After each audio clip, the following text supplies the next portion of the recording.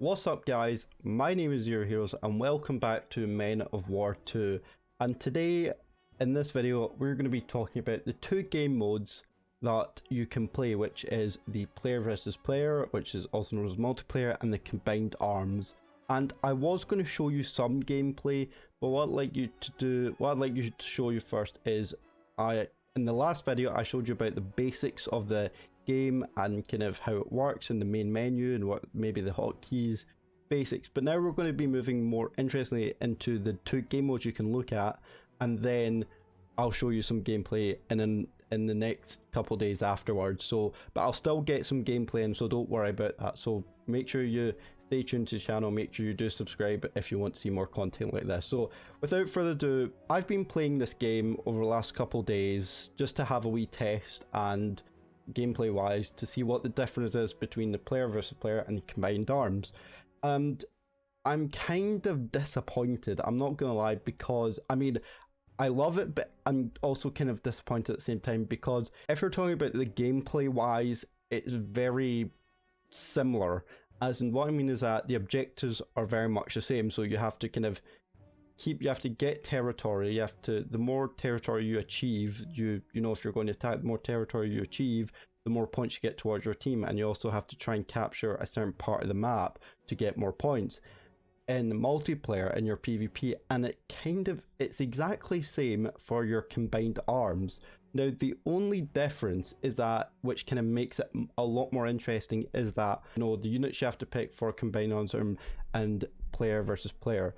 So we're just going to get a more detailed dive into this, and I hope you guys by the end of this get a good understanding of the difference between the two game modes, and then you can decide for yourself, the audience, which one you like better, or which one you think could be improved upon, or you think is just absolutely trash. So hopefully by the end of this video you should be able to learn something new from it. First, let's go into, actually first something I want to discuss is, as you can see that I have got some supplies. These wee boxes here are called supply boxes, and what they do, you can get these supply boxes by completing objectives, which my face is covering, and also challenges. So every time, and this is just through the gameplay, you don't have to pay for anything for it, it's just through by just playing the game. So it can become a wee bit grindy and a wee bit repetitive, but I guess it's better than paying about like £5 for kind of like any for kind of pay to win games.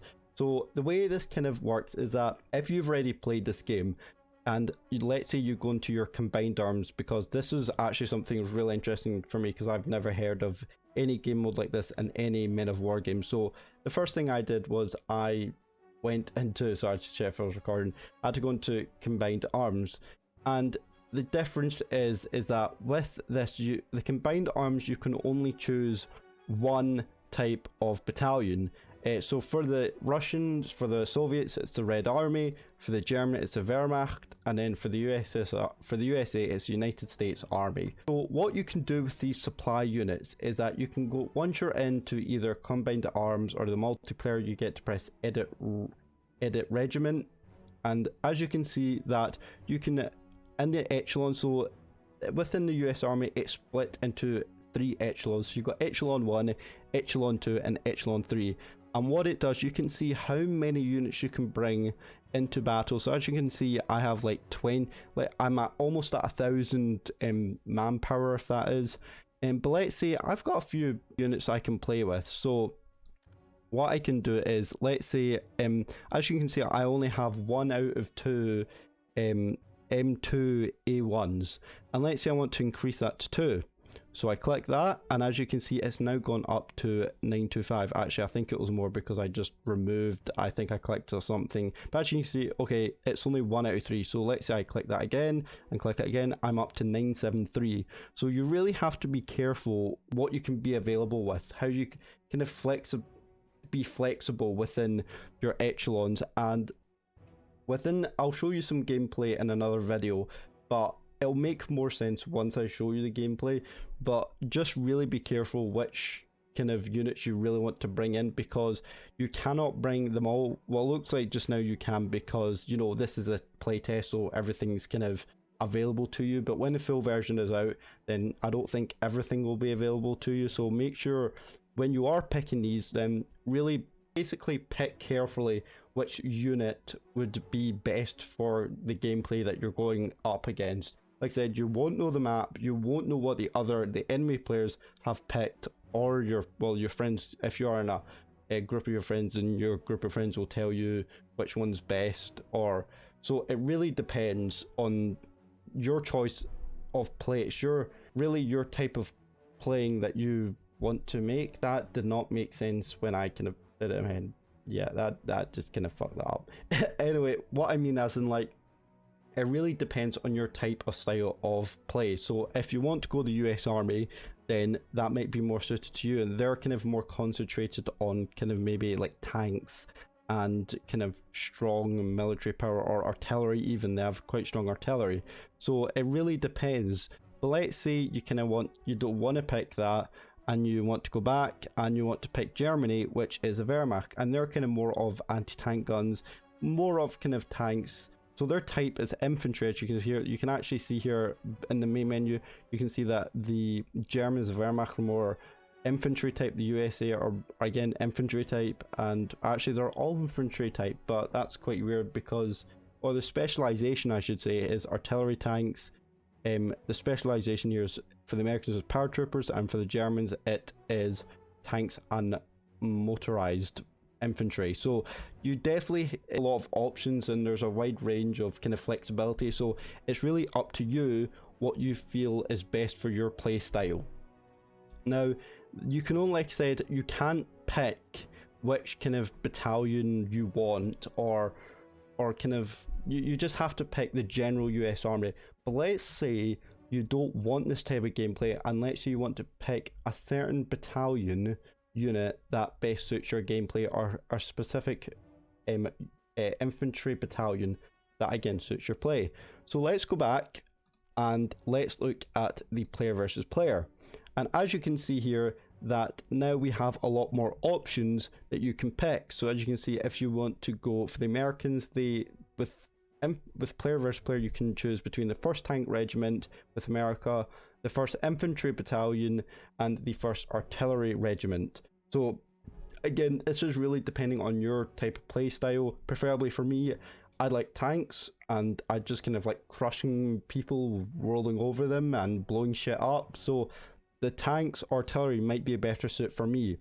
But the problem with that, I don't know the map that's coming, and I don't know again what the enemy players are picking. So I actually did some testing the other day, and I went for a tank regiment, and I actually kind of turned out for the worst because it didn't suit that map, and it didn't suit kind of the defense area that I was in, and I didn't have enough infantry to defend my tanks again. So you really have to be careful with what you pick. Really consider what your type of play is. But once you have like completed for the USSR, I've actually already completed the 1st tank regiment for the USSR. So now I'm able to move on to the 48th Tank Regiment. So as you can see, it kind of goes down all the way, and the further you get down, the more options you get for better units. So let's have a look at, for example, the 1st Tank Regiment.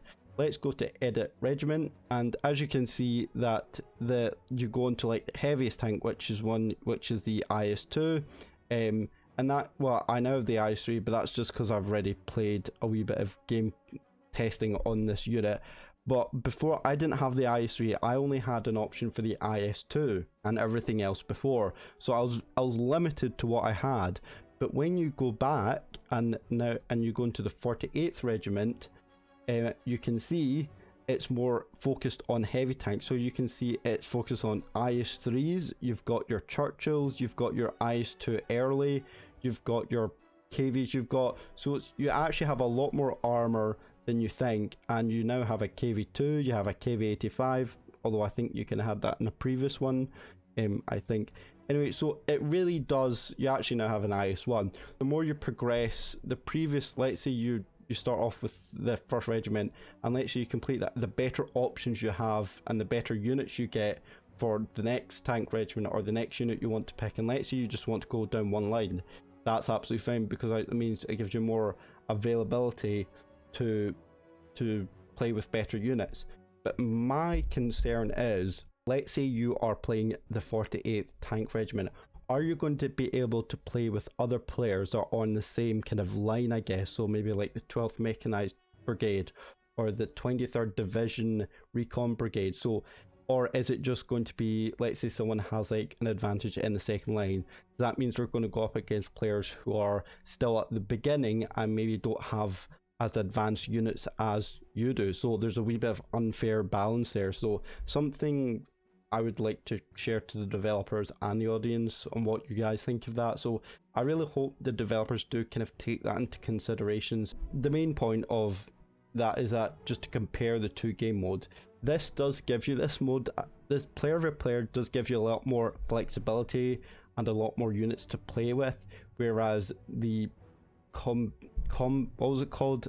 See, there goes my memory. The Combined Arms only gives you like the US Army, kind of like in Call to Arms or any other games where it's just you're only allowed to pick from one army, from the US Army, but you don't get to choose which battalion. So it really does depend on what you kind of like. And like I said, gameplay will be coming up soon, which I will show in the next couple days. But I just like to compare the two game modes and how they stack up to against each other, and which one personally for me is my favorite. And I have to say, when I first tried out the Combined Arms, because again I've never heard of that game mode in any other of the Men of War series, so I tried that out, really liked it, but there just wasn't that much flexibility. There just wasn't that, not flexibility, that you just weren't able to play with more units than you could in the multiplayer. With the multiplayer, you actually get to achieve, you get to actually work towards something. So you work down kind of like a tech tree of the battalion, whereas Combined Arms, you're kind of more doing it to get supplies to buy the better units. The fact that, you know, when you do player versus player, you're earning supplies, which gets you better units, but you're also getting better units because you're getting a better battalion. So I really don't see the connection in that between the two. I don't really kind of get why there is even a Combined Arms in the first place, why there's a mode like this, when in retrofit that you can just do player versus player where the gameplay is the same, you get more flexibility towards, you know, having better units. You're getting a sense of achievement of going down to get better units, and you're also getting supplies to get better units. So I really starting to question why Combined Arms is a game mode in itself. But in retrospect, I actually like that there's two modes, because it's also different for the fact that you get kind of like a wee test and makes it harder. I guess kind of player v player is more of like a easy mode, but also it gives you a lot more to think about what works for you best, whereas the Combined Arms gives you a challenge and only makes you work with kind of one army. You know, picking, let's say you don't want to be bothered with kind of picking a specific battalion, and you can't really be bothered, you know, saying, oh, I want to go down this line and looking at specifics, and you just want something that's really easy, then go with this Combined Arms, because you don't have to pick a certain one. The only thing you might do is just edit your regiment to see which kind of units you want to take out and which one you want to put in. But other than that, if you just want something that's really easy and you just want to get straight into gameplay without any hassle, the Combined Arms is for you. And the game mode is, the gameplay is that you have to attack. At first there's kind of like attacking and defending side of it. So like I said, I'll show examples of it in the next video, but briefly what the objective is of both the multiplayer and Combined Arms is that at first you need to, you know, the map starts out very small, and you get about 10-15 seconds to choose which units you want to bring out before the game starts. And your first objective is to basically try and capture a point, or you're trying to capture as much territory as you can to get more points. And through that, once you get more points, then you'll be able to get more units, which allow you to kind of give you advantage. But as long as you kind of work as a team, you're able to work well, or you're just good at the game, then you should do fine. I think since playing, I've had about 3 wins and 1 loss. And also, when you pick units, it's not like Call to Arms or Gates of Hell. It's actually a lot different. but I'll be showing that in the gameplay. But I hope you guys now have an understanding between the two game modes, and I hope it's easier for you to kind of pick which one you like. So just a very short version of it. Combined arms, if you don't want to mess around, you know, picking battalion or messing with anything, and you don't want to go down the whole hass of just trying to, you know, get the best units you can, then go with combined arms. You just pick out the 3 factions, and then all you need to do is maybe edit your regiment to see which one you like best, and that's it, and then you can start playing. Or if you're a guy or girl that maybe likes to do more tactical things and likes to get into the nitty-gritty kind of things, and you want to actually, you know, learn more about the units and get better units and have a more diverse gameplay, then the player replayer is for you. But I'm not saying combined arms isn't diverse, because it is diverse. It is different, the same, and I know that's very hard to understand because that doesn't make sense, but you get the idea. Yeah, that is it for today, guys. I thought I was going to show some gameplay, but I thought, why not kind of give you an idea of what it's, of showing you what the two game modes are, and which one hopefully this gives you an idea of what you prefer to do in means of playing the game. So guys, that is going to be it for today. Thank you so much for watching. If you'd like to see more videos of this, then stay tuned to the channel, because gameplay will be coming this week, as well as I have another game planned which is completely different for this, and it's based on a very old action movie, and it is very, very old and very fun that a lot of people will remember if you're old enough like me, even though I'm 22.